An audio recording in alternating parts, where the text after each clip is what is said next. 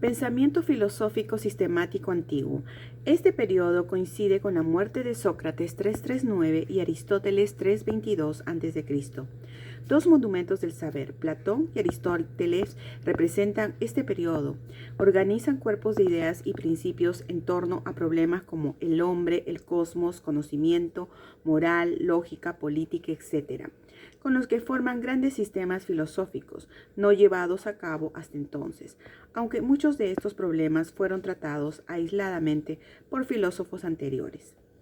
No es solo el periodo del asombroso desarrollo del pensamiento sistemático, filosófico, platónico, aristotélico. También es lo de ciencias como la astronomía y matemática que logran excepcional desarrollo.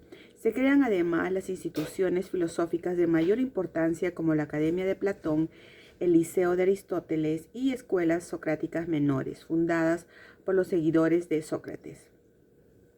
Platón nació en Atenas, algunos dicen que fue en Egina, el año 428 o 429 a.C., de noble prosapía. Su verdadero nombre era Aristócles y fue su maestro de gimnasia quien le llamó Platón por sus anchas espaldas. Poco se conoce sobre su juventud, pero muchos aseguran que militó en el partido aristocrático del que se retiró desilusionado y disgustado por las mezquindades políticas, adoptando desde entonces una actitud de observador y luego dedicarse a la vida de pensador. Al conocer a Sócrates quedó fuertemente influenciado por su pensamiento, convirtiéndose luego en su más fiel y leal discípulo, consagrando más tarde esta fidelidad en sus diálogos al considerar a su maestro como personaje principal.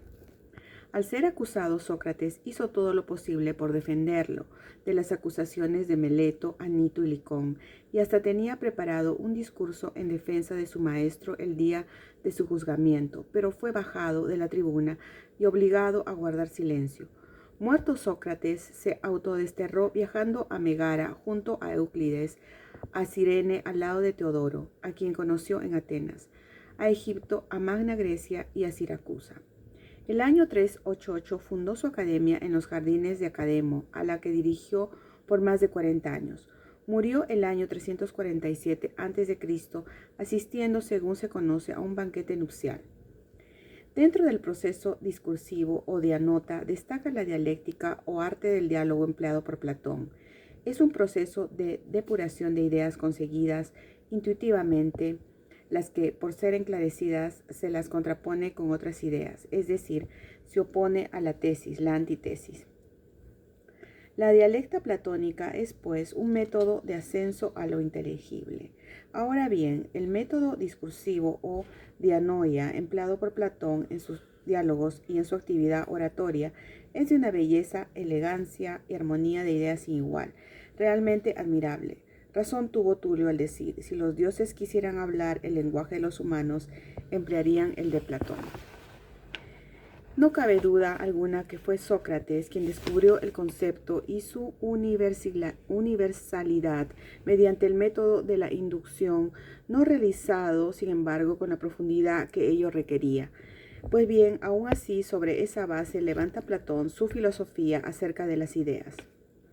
El mundo de las ideas es una realidad, es decir, existe realmente y no es ninguna abstracción. Allí, en ese mundo, las ideas existen con vida propia, es independiente y son la máxima expresión de la perfección de las cosas sensibles, moldes o arquetipos que en su conjunto forman el mundo suprasensible, inaccesible a los sentidos, pero que todas las cosas de nuestro mundo sensible son fiel reflejo o han sido hechas de acuerdo a esos moldes.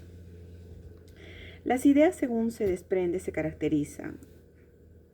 Existen en sí mismas y no en otra cosa como una cualidad. Son eternas, solo las cosas que participan de ellas, a las que sirven de moldes, son temporales. Inmutables, no se extinguen ni cambian, perfectas, carecen de mezcla alguna, universales, pues encierran en sí todas las perfecciones de los particulares u objetos, incorpóreas o trascendentes, trascienden las cosas, son entes reales y no conceptos mentales. Un ejemplo nos puede guiar para seguir a Platón. Si el bien es la idea, se deduce. Todas las cosas, Todas las cosas buenas son así porque tienen como arquetipo o molde al bien. Ninguna cosa, ni siquiera todas juntas, son el bien. El bien, por lo tanto, trasciende a todo lo bueno de las cosas. Igualmente, trasciende al concepto o entidad puramente mental de las cosas en este concepto de bien. Luego, el concepto de bien no es sino el resultado de la definición de las cosas en base a las esencias de las mismas.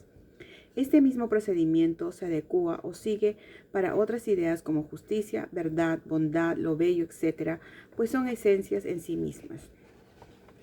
El conocimiento, contra lo que comúnmente se crea Platón como idealista, precisa decirlo que es todo lo contrario, pues es realmente racionalista y en ese sentido, al referirse al conocimiento, dice que éste no reside en las impresiones, sino en la reflexión sobre ellas, dando prioridad según se desprende a la razón en el conocimiento.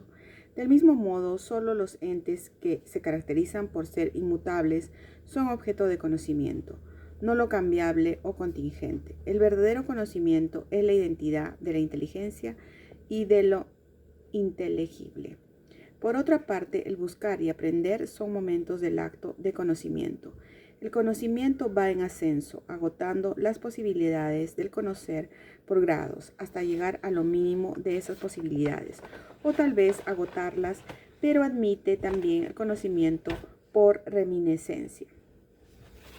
Los grados de conocimiento. Platón enseña 4 momentos o grados que se dan al ascender en el conocimiento.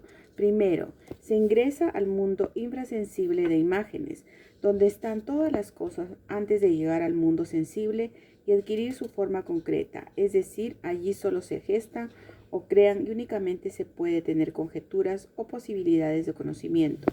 Es el mundo de la ignorancia. Segundo, continúa el ascenso, se ingresa luego al mundo sensible o del devenir, donde están las cosas no son, pues están en constante cambio y solamente puede obtenerse una opinión. Tercero, el ascenso nos lleva pues al mundo de la ciencia, aunque todavía no a lo intelectivo o inteligible, puro, pero sí al saber verdadero, nos encamina a encontrar las causas de los fenómenos. Cuarto, finalmente el ascenso se completa y culmina en el mundo del conocimiento filosófico o de las esencias en sí.